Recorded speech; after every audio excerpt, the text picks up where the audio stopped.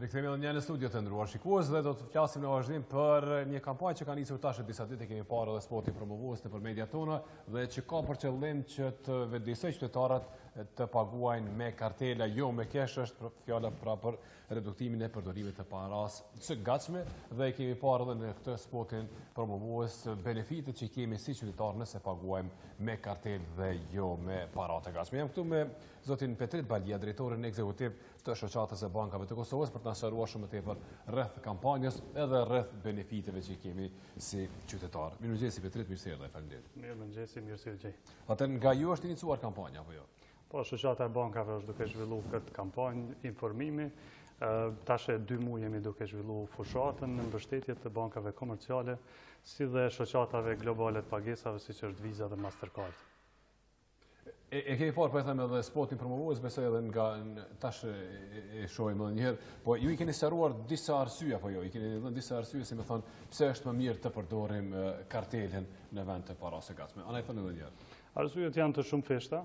Fillimisht fiton ekonomia e vendit dhe shoqëria e vendit, pastaj edhe qytetarët e cilët e përdorin kartën bankare, por edhe është një stabilitet për sektorin financiar. Nëse fillojmë nga e para, ekonomia fiton për shkak se reduktimi i parasë së gatshme ose përdorimi i kartelës bankare, zavendësimi i transaksioneve me cash me ato të kartelës bankare, ndikojnë që të rritet prodhimi vendor, domethënë edhe studimet tregojnë që përdorimi i parasë ka një kosto ekonomike dhe reduktimi ose paksimi i përdorimit të parasë cash ndikon me disa pikë të përqindjes në rritjen e ekonomisë vendore. Si duhet kjo është shumë interesante. Po, keshi është një mall, si të themi, i cili duhet menaxhohet, duhet ruhet, duhet të sigurohet e kështu me radhë, duhet të zëvendësohet, dhe kjo ka një kosto ekonomike. Prandaj edhe ka një kosto të kohës, e cila shpenzohet në menaxhimin e saj, kosto të resurseve njerëzore për të angazhuar në menaxhimin e saj, kështu që tërë ekonomia ka një kosto rreth menaxhimit të parasë së gatshme. Me reduktimin e parasë së gatshme, rritjes së transaksioneve elektronike ndikon pozitivisht edhe në rritjen ekonomike. Gjithashtu është edhe aspekti shumë i rëndësishëm për Kosovën, që është reduktimi i ekonomisë informale. Ne e dimë që në Kosovë diku 30% është ekonomia informale, me fjalë tjera ekonomia gri ose ajo pjesa e ekonomisë e cila nuk i paguan tatimet dhe nuk është e dokumentuar, dhe përdorimi i kartës bankare siguron që të gjitha transaksionet që ne i kryjmë si qytetar regjistrohen dhe patjetër që do të paguhen tatime nga bizneset për buxhetin shtetror. Që duhet mendoj pak edhe për shtetin, ose shumë për shtetin edhe në këtë aspekt. Kjo është çka mund të bëjmë ne si qytetar për shtetin, për të mbushur arkën e shtetit, për shkak se shumë nga mungesat që i kemi ne si qytetar, për shembull në infrastrukturë, në shkolla, në institucione shëndetësore, pajisje mjekësore, kështu me radhë, vinë për shkak të mungesës së buxhetit të shtetit. Dhe kjo mungesë shkaktohet në masë të madhe edhe nga mospagesa e tatimeve të një sektori të bizneseve. Dhe kampanja ka për qëllim të informojë qytetarin se me rastin e përdorimit të kartës bankare, ju përveç që i bëni veti një shërbim, si me thonë, më të lehtë, gjithashtu i ndihmoni edhe buxhetit shtetëror, për shkak se ajo pagesë sigurisht që do të ketë edhe pagesën e tatimeve nga biznesi. Domethënë, kjo është një benefit në nivelin makro ose të ekonomisë dhe shoqërisë. Pastaj është edhe aspekti tjetër po ashtu i rëndësishëm për zhvillimin e Kosovës, siç është parandalimi i pastrimit të parave dhe aktiviteteve jo ligjore në ekonomi. Me përdorimin e parasë cash, asgjë nuk regjistrohet shpesh herë dhe çdo gjë është e mundur, ndërsa me përdorimin e kartës bankare këto gjëra reduktohen ose minimizohen, të mos themi eliminohen. Prandaj në nivelin makro kemi disa benefite. Po është me rëndësi të ceket edhe benefiti për qytetarin ose për përdoruesin e kartës bankare, për secilin prej nesh, është që paraja cash nuk është shumë praktike në ditët e sotme. Karta bankare nuk është një risi që e njohim tash, sepse ekziston që 60 vite si teknologji.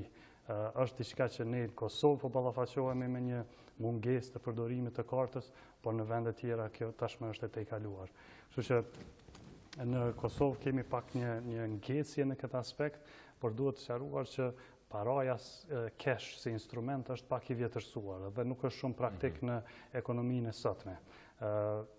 fillimisht mund të hasim në parat falsifikuara gjatë transaksioneve, jo të gjithë jemi eksperti, njohim ato para dhe kjo është një prej problemeve të mëdha në praktik në përdorimin e keshit, por gjithashtu është edhe fakti që tani kemi një jetë mjaft dinamike, edhe nuk kemi kohë të merremi me çështjen e keshit.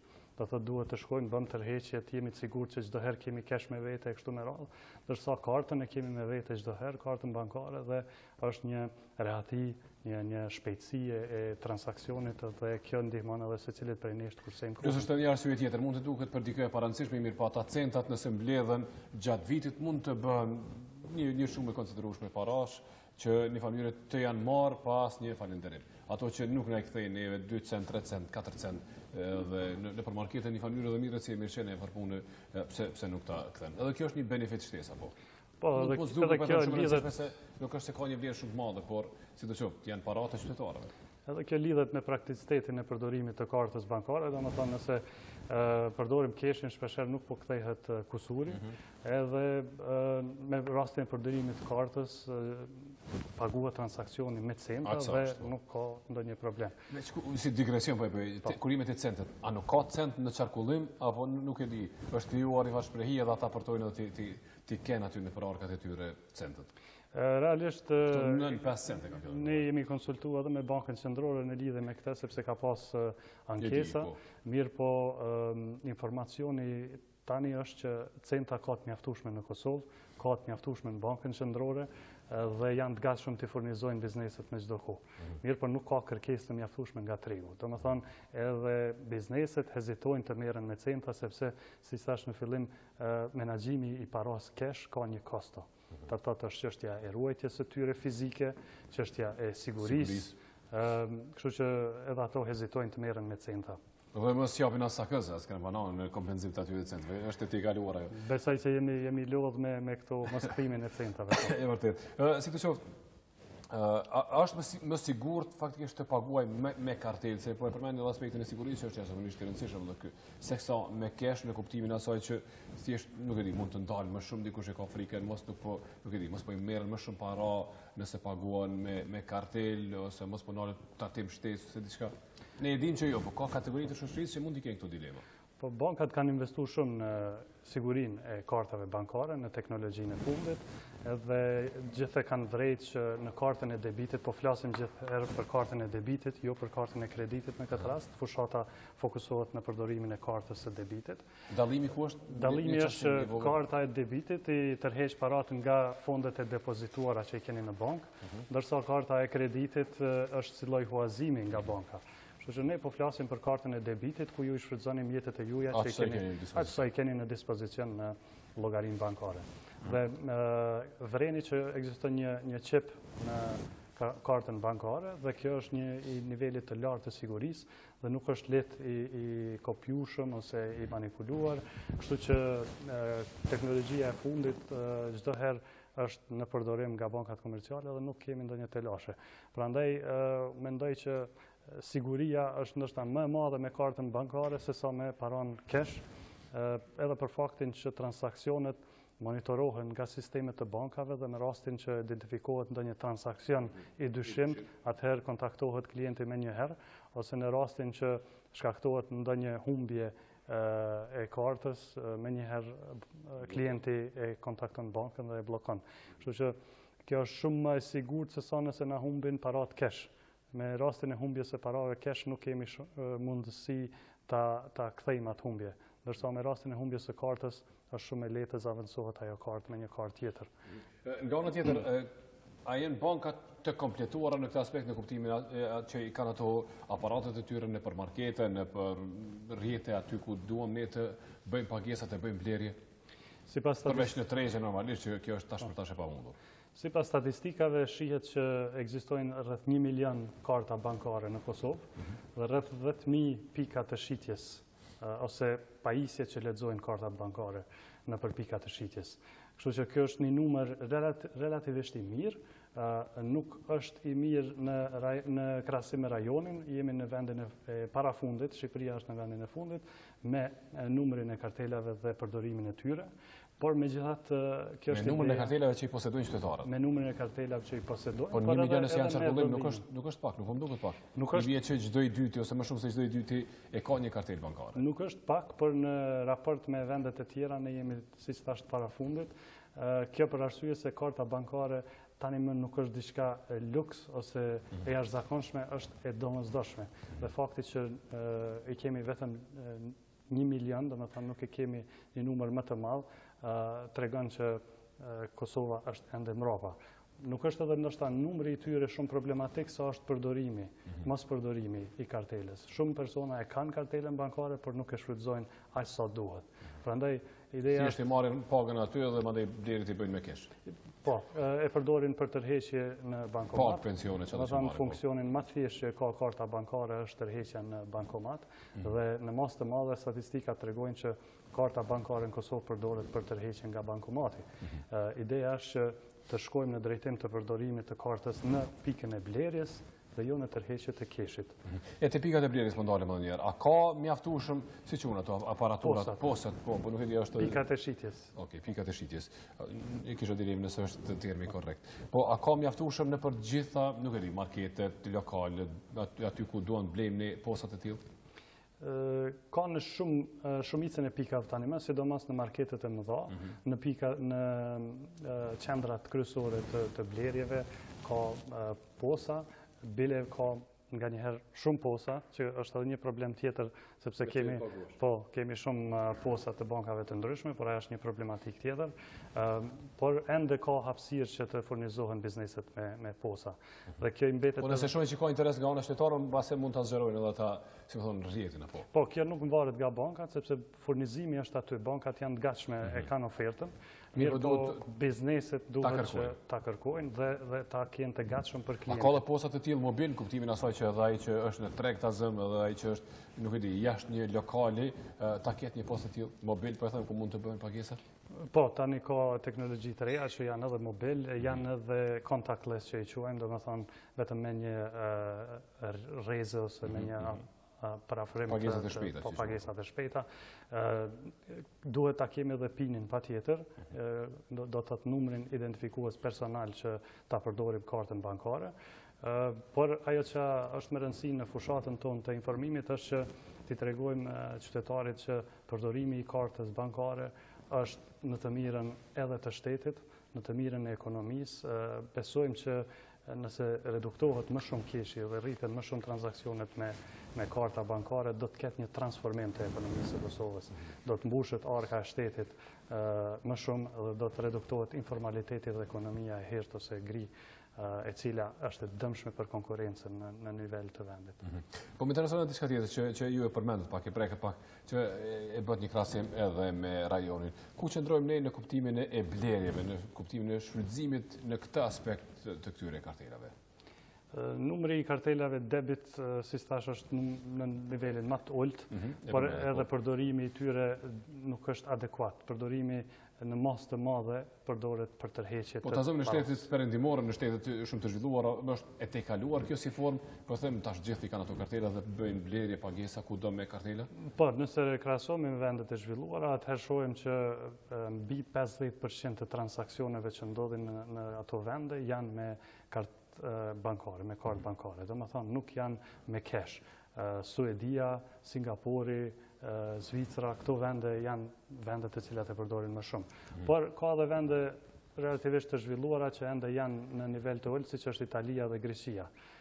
Megjithatë që është interesante është që Italia dhe Greqia kanë vetëm 5% të transaksioneve me kartë bankare, 95% me para të gatshme, por këto dy ekonomi karakterizohen me probleme financiare dhe me informalitet të lartë. Ndërsa vendet të cilat kanë përdorim të lartë të kartës bankare dhe më pak të para së gatshme, karakterizohen me informalitet të ulët dhe me një stabilitet financiar të madh. Kështu që ne i kemi marrë si model vendet të cilat janë më të përshtatshme për zhvillimin tonë më të tjeshëm. Një familje edhe një aspekt tjetër, kur I kemi parat në xhep edhe I harxojmë më shumë, po më duket kjo kështu është pak a shumë edhe normali, kur I ke në xhep në kulet edhe I shet që I ke aty edhe mund të bësh blerje më shumë edhe I harxon pasi më lehtë në krahasim me kartela për shkak nëse krijon shprehinë edhe paguaj me kartelë. Ky është edhe një benefit që ose përfitim që është vetëm për shtypje, po është keni shumë të drejtë. Është një benefit për shkak se me rastin e përdorimit kartës bankare regjistrohet të gjitha transaksionet në raportin bankar, në raportin e llogarisë bankare dhe secili prej nesh në fund të muajit mund të shohim cilat kanë qenë transaksionet të cilat I kemi zhvilluar, të bëjmë një analizë financiare dhe të shohim se a jemi duke menaxhuar buxhetin personal. Kjo shkon edhe në favor të rritjes së kursimeve për secilin, që është edhe një prej objektivave tjera të sektorit financiar në Kosovë. Po do të pyes diçka se po flasim për këto blerjet ku ne mund të bëjmë thjesht me pagesa me kartel, po nuk e di nëse mund të bëjmë tazëm tek pagesa për shërbimet e ndryshme komunale, tatimet, tazëm për ujin, rrymën, beturinat, këto nuk kam parë që kanë poste të tilla.